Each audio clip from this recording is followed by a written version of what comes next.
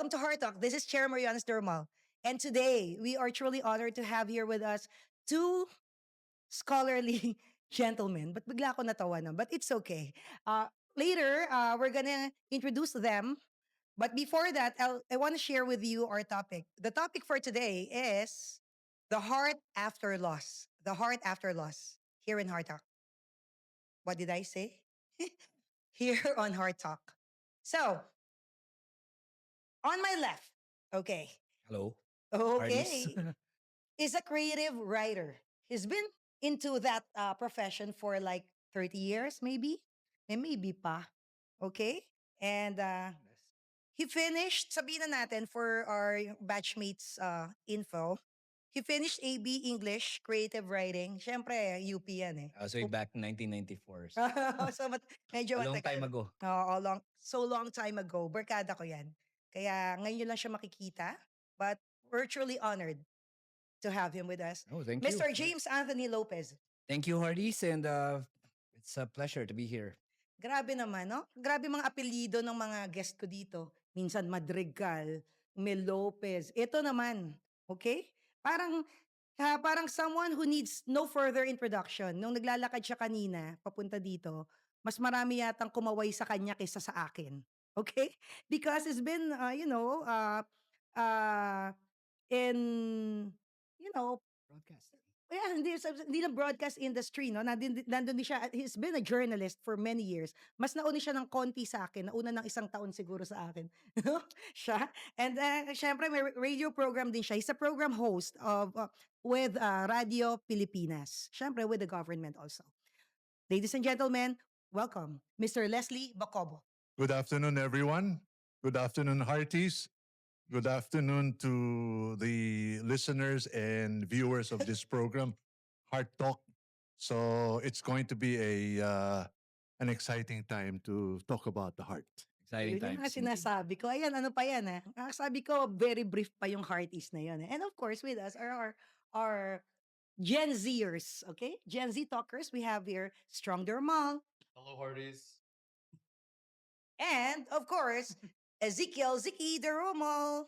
Hello, Hardys. So, to all the Hardys there, we want to hear from you. So, write down in the comments below your answer to this question.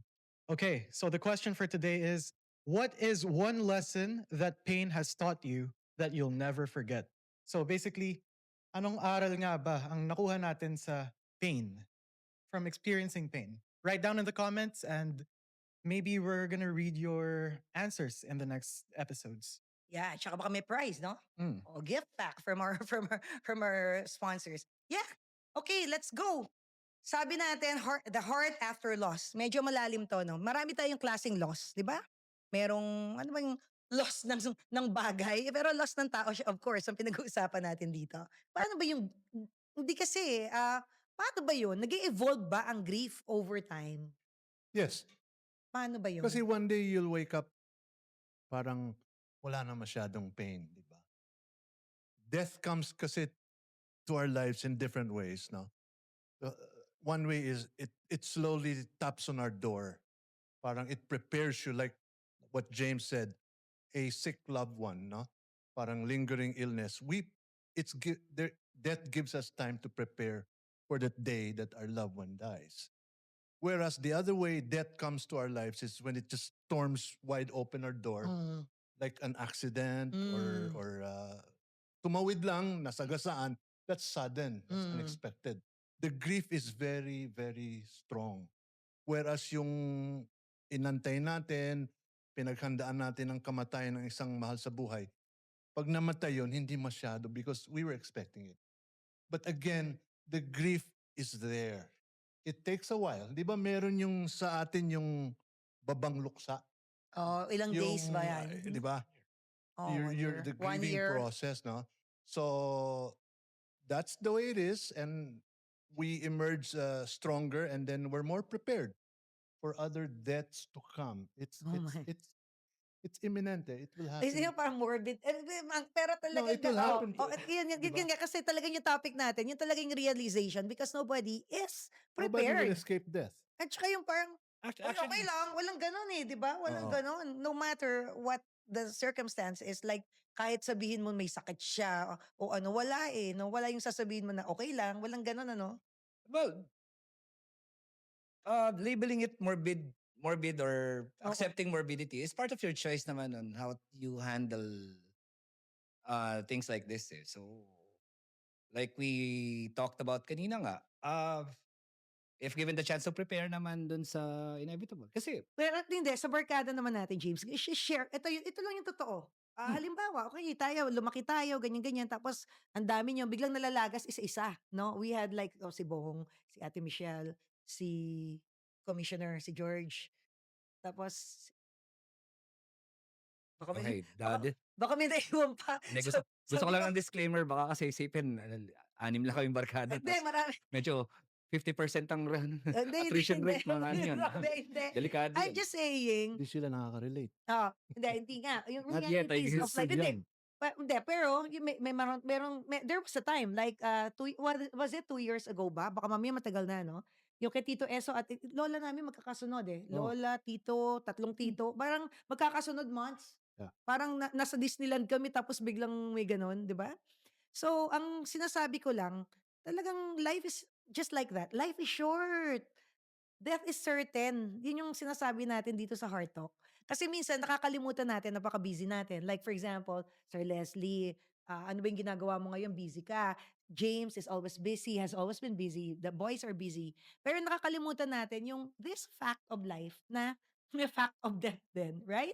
So, kasi feeling ko, ito yung something na hindi natin napapag-usapan. Hmm. Hindi natin napapag-usapan dahil minsan ang yayabang natin. And parang there's always may bukas. Pero nakakalimutan natin ng life is short pala. Well, yeah, in the case of yun, yung barkada natin, like for example, si Jesse, we already knew in advance, sinabi naman na he was diagnosed with a heart disease and it's getting harder and harder every time for him to join pag may mga meetups, mga ganun. So, Pero naalala pa ba natin sila? Hindi, well, yun sa totoo lang. Naalala natin sila, naalala na may grief after all these years.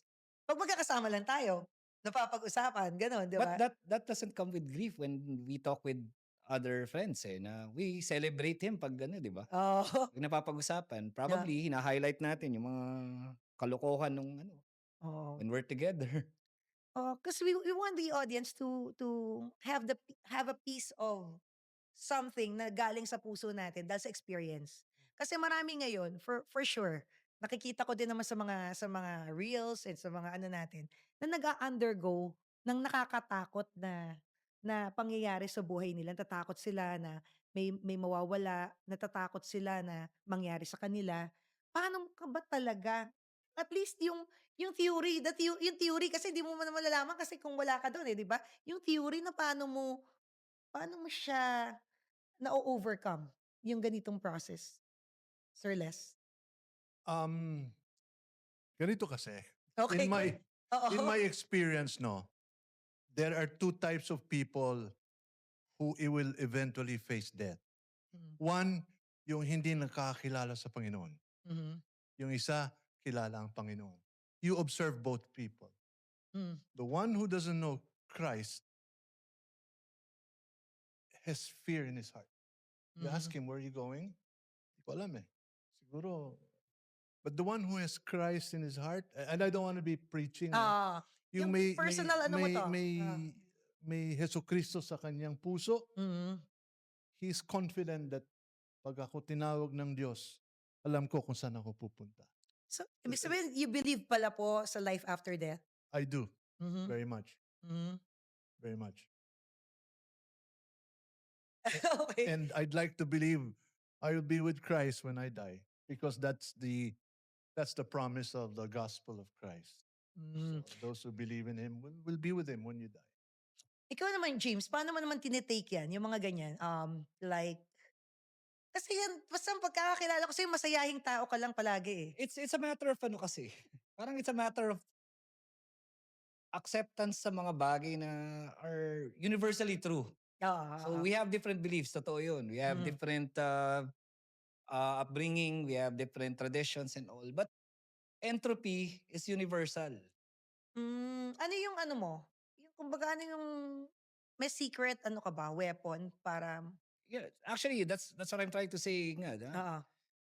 The soonest you accept na the only thing permanent is change, the easier it is for you to deal with a lot of issues, including the acceptance of death. Na parang if you are the type to celebrate life, you also have to accept the fact that life will always end with death. Thank you very much, Hearties. Thank you. This is Chair Mariana Sturmal saying, from the heart for the soul, with open hearts, honest talks, love in every story here in Heart Talk. Talk. Oh. Love in